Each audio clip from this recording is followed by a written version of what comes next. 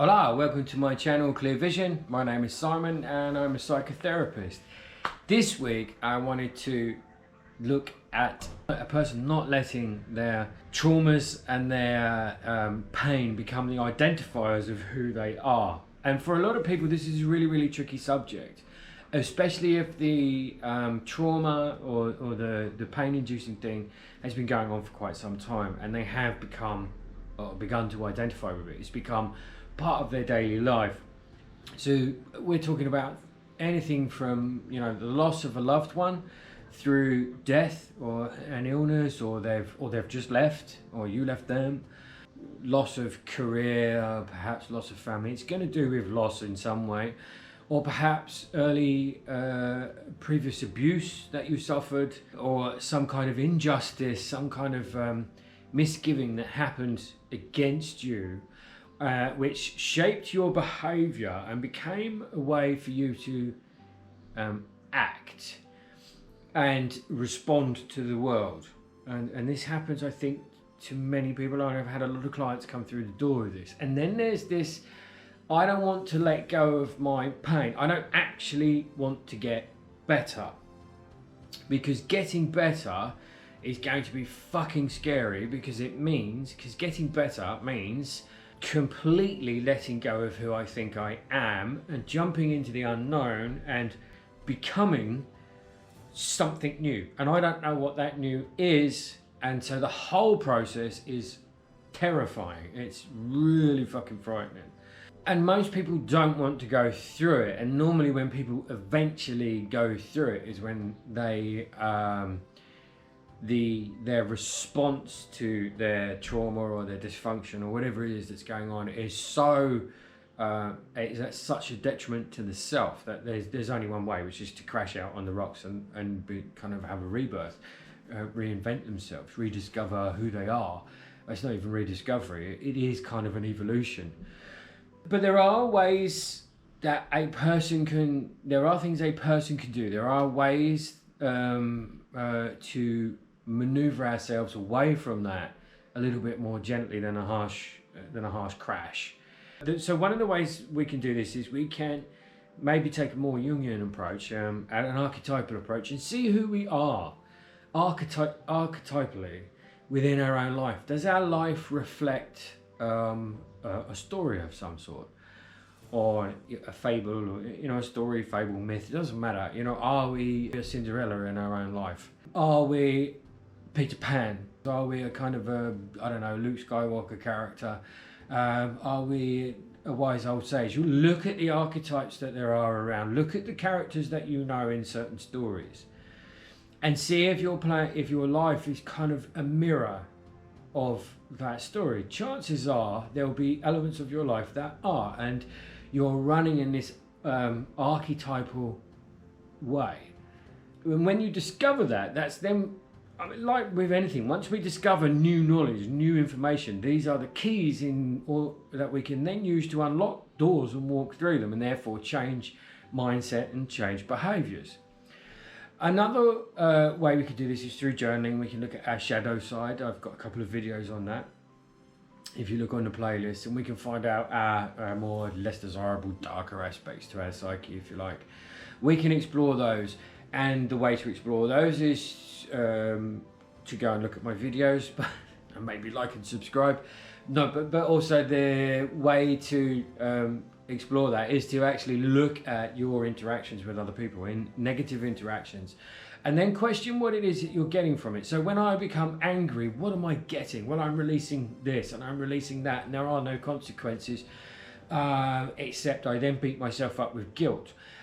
So this is one way to delve into your shadow work. And again, knowledge is, I'm going to quote, I think it's Godfather, or knowledge is power. And again, it gives us keys to unlock doors to walk through and begin to evolve. Another way we can do this is to look at, and it's more direct on perhaps there is a specific event, like I said, there's a bereavement or something like that, or something happened to us, some kind of injustice, and we keep being stuck on that. So then what we can look at is, what am I getting from being stuck here? What am I getting from the world when I sit here and I go, this happened to me, this happened to me, this happened to me, and everybody I meet, I tell my story, and this happened to me, and I then notice that new people I meet, eventually my story comes into play, and this happens to me, this happened to me, this happened to me. And what you can do, and I have had to do this personally myself, so I'm not advising you to do something I've never done. It's really, really hard, but to actually look at, what am I getting from this? If I stay in this one position, and I allow this event or this set of events to define who I am. So when I'm introduced to new people, hey, blah, blah, blah, blah, and what does that do? Well, actually, I get people, I don't know, perhaps they're actually interested in you. And perhaps your self-worth is low enough that you don't think people would be interested in you unless you tell them about your trauma, unless you tell them about your losses, and unless you tell them about the transgressions that happened against you.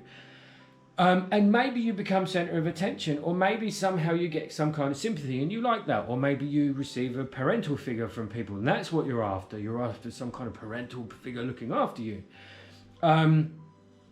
Or maybe you're more sinister and you're after a victim, someone who you can just keep manipulating and wearing down, and they'll just, and you can get them to do everything for you because poor old you can't do it for yourself. I don't know, but it's worth. It's extremely powerful, it's extremely difficult to look at, but it is worth doing. There is also the thing with, as a counterbalance in this, sometimes we need, well not sometimes, we all need time to process certain things that have happened to us. And that processing time is as long as it takes. Each person is individual, so if you take 1 month to process something and maybe transcend it, or if you take 10 years, that's entirely up to you, or 20 years or 30 years. People can take all sorts of amounts of time. It depends on the help they get, the life issues that they're facing, whatever else they have to deal with, as to how much they can process and how often, in order to transcend something or evolve or move forward. And along a very similar line, there's another technique we can use, which is, am I playing out a script? So if you have got something from a long time ago, and you can look this up with a guy called Eric Byrne, who wrote a book called Games People Play. But if you look this kind of stuff up, and it's very relevant, am I playing out a script? So there's a dynamic starts up in a relationship which creates a script, and I play a certain role and I read certain lines, and you play a role and you read certain lines, and I'm used to this script, and then this relationship ends, whatever it is, family relationship, romantic relationship, I don't know, best friend, whatever, and I find someone else in there, or boss at work, or co-worker, or whatever it is, and I find someone else, and the same thing happens, and then someone else, and the same thing happens, and I end up, injustice, or I'm a victim, or trauma, or whatever it is that's going on, or I'm persecutor once more. When this happens, it's really, really useful when there is a pattern, and there needs to be a pattern in order for you to recognize that it's a pattern. And if it's bringing nothing but detriment and negativity to your life, or prevent it doesn't even need to be bringing that. Sometimes it could just prevent you from moving forward. And reaching your potential, if you like, and really moving forward. It can be a massive block in your life without you realizing it. You can look at your script. Am I playing out a script here? Am I playing out a role? And I'm actually quite familiar with this role. And if I stop playing the script, if I stop running the script, stop playing the role, if I stop being that archetypal, I don't know, Cinderella, Peter Pan, Harry Potter, whoever I am, Pinocchio, Geppetto, whatever. If I am no longer any of these things, then the big question is, who the hell am I? What the hell am I? Where am I going next? Now I'm wandering around in the dark. But it's also an opportunity for growth and self-development.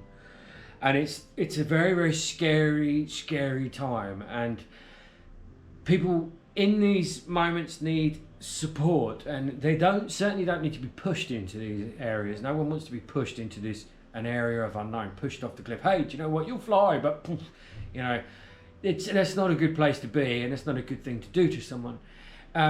People need to do it of their own accord, of their own volition, and at their own pace. But if you are interested in doing it, if you are sick and tired of feeling the way you do, sick and tired of playing the same old patterns, the same old roles, having the same old dynamics, you can begin to investigate, because sometimes people notice as well, you know what, it doesn't matter where I go in the world, the problem is the same. And that's because the problem resides with you. Because you're the master point, you're the center point. So using that knowledge, if you want to affect change in yourself and the world around you, it's no good just changing the environment. I'll change my set of friends and it'll be completely different. Well, that might work to a certain point, but you're still going to bring your dodgy dynamics, your weird mindset, or your unique mindset, if you like. Sorry, weird's the wrong word.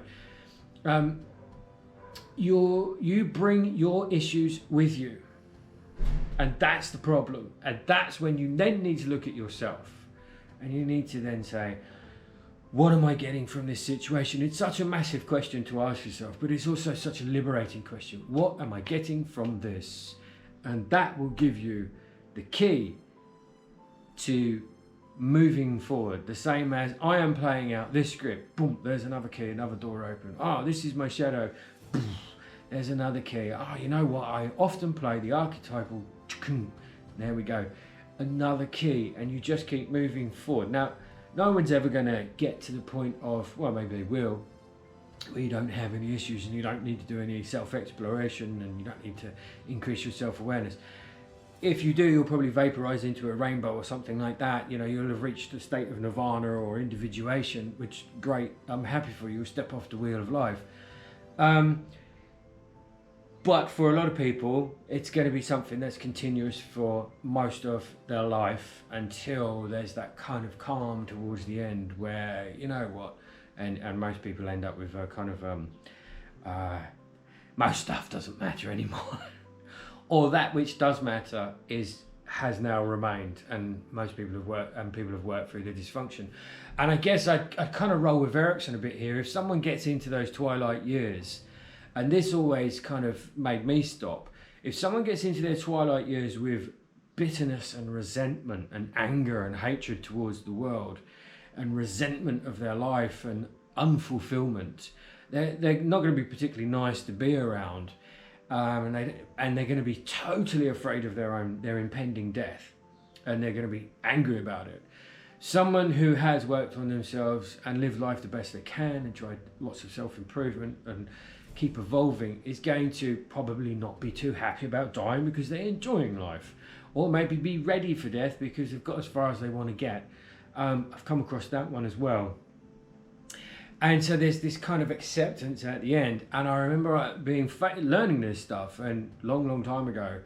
And I've been faced with it a few times. And it's like, how do I want to be on my deathbed?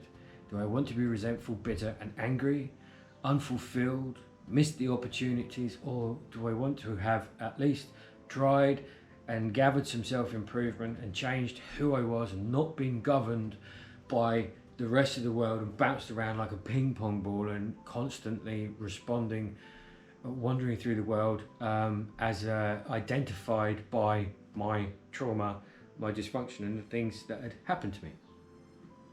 And that's a question that you'll have to ask yourselves. I hope that was interesting and insightful, and I'll see you next time. Till then, take care. Adios.